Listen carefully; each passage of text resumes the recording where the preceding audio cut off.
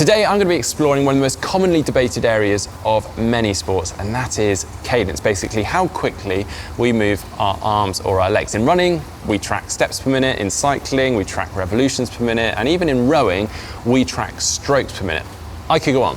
But today we're going to be exploring our swimming cadence, and there is a whole host of opposing and contradicting advice out there. It's very confusing, but today I will be looking at the difference between swimming with a low cadence versus a high cadence whilst we swim. And to help me, I'm going to be using these goggles from Form. They've got an augmented reality display within them, which means I can track my cadence in real time from within the lens of the goggles, amongst many other metrics.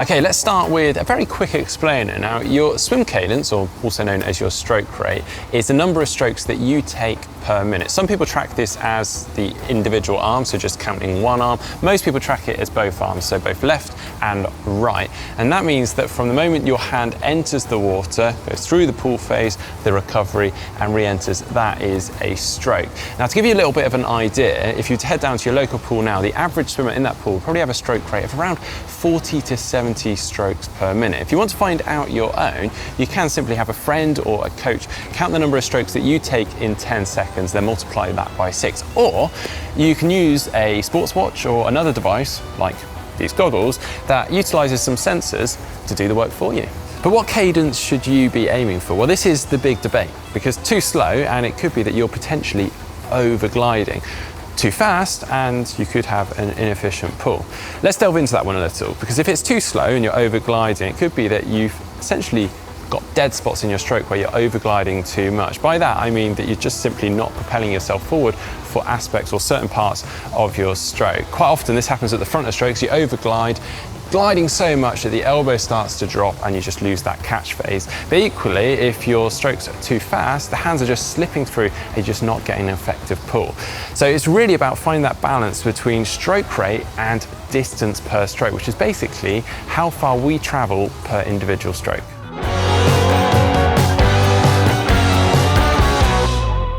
Okay, I think that's enough of me waffling on for now. I think it is time for me to jump in the water and do a little bit of an experiment of my own. I'm just going to see how a change of cadence and stroke rate affects me personally. Now, to do this, I wanted some way in which I could track my stroke rate accurately and maybe visually. So perfectly, Form have stepped in and supported this video. I'm able to track my cadence in real time within the lens of these goggles, along with my pace, which also is perfect because I'm planning to swim 400 meters in a time of 5 minutes 30. That's 122 per 100, and I will be able to see that accurately, again, within the lens of my goggles, so there really is no excuse. However, I'm going to do this 3 times through at very different cadences. Not only am I going to explain how it feels different, hopefully, between each of them after, I'm also going to track my heart rate using the Polar OH1 heart rate monitor device. That sits on the side of my head, on the temple here, attaches onto the side of the goggles, and again, displays my heart rate within the lens of the goggles. What don't these things do, hey? Obviously, this is just one case study. It's certainly not solid science, but I'm very intrigued to just see how it affects me personally, and we can have some fun comparing that with the pros after too.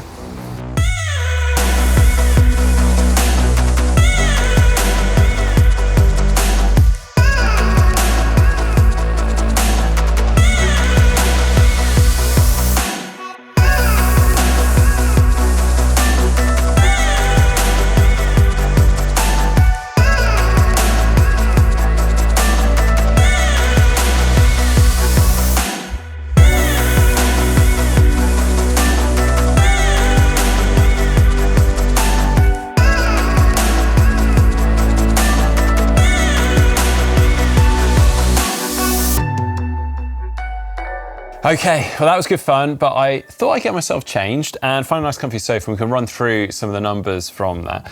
Now, as I mentioned already, I was going after 5 minutes 30 per 400, and I actually managed it within about a second or two per 400. And as I said before, I didn't really have an excuse really, because I had the splits per 50 and per 100 within the lens of my goggles.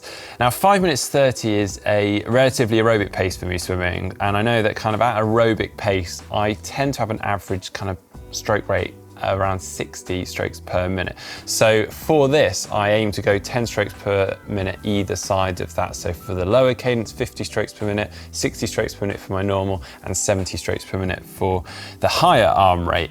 In reality, I managed 54 strokes per minute, 60 strokes per minute, and 68 strokes per minute, so not terrible. Before I delve into those numbers though, I thought I'd just very quickly run through how it felt for me.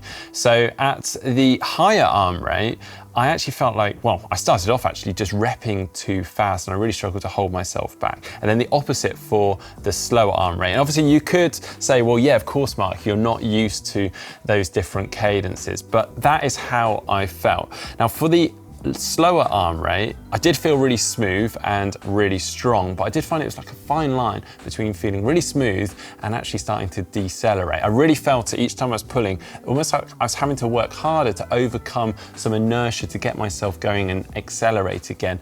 And then for the higher arm rate, well, I felt like I was actually having to let go of some of that purchase of the water and let go of some of the power and almost slip my hand through the water. Otherwise, I would end up going faster. Interestingly, and I didn't realize this, the Form Goggles also churned out a bunch of other data. I thought it'd be interesting just to run through this very quickly now. So in terms of distance per stroke, so how far I traveled per stroke. So for this slower cadence, I went 1.40 meters per stroke. For the normal cadence, 60 strokes per minute, I went 1.30 meters. And then for the high cadence, 68 strokes per minute, I went 1.15 meters. My heart rate, interestingly, didn't really change between the three. So I was around 144 to 147. So nothing really of note there. Although I wonder whether it probably would have changed as I start to go for different speeds and at different times, maybe going faster or going slower. But obviously that's just at one set pace for each of those 400s. As we slow down or we speed up, it's likely that we'll see a change of cadence in line with that. And taking a look at some of the top level elite swimmers, we can see that. So the top level 50-meter freestylers, their cadence could be anything around 112 to 134 strokes per minute, whereas a 1500-meter freestyler, we can see an arm rate of around 78 to 104 strokes per minute, which is obviously a lot more sustainable for that distance. It's lower, but it's still not that low. And for those triathletes out there, may be interested to hear the men's medalist from the triathlon in the 2012 Olympic Games. Alistair Brownlee had an arm rate of 89 strokes per minute, Javier Gomez 82, and Johnny Brownlee a whopping 92. That's quick. Admittedly, they were going flat out over 1500 meters, but still, I challenge you to head down to your local pool or lake and try and swim at that cadence. And I guarantee you're going to find it tough. There is an argument out there to suggest that you should have a higher arm rate for the open water as opposed to the pool. We have a whole video on this already. I'll pop the link for that in the description just down below. But in short, the water is moving, there's a lot more disruptions. That means that not each and every pool is going to be optimal. You're going to get the amount of propulsion you ordinarily would. So it makes sense to have a higher arm rate, which is why we're seeing this in Alistair, Javier, and Johnny.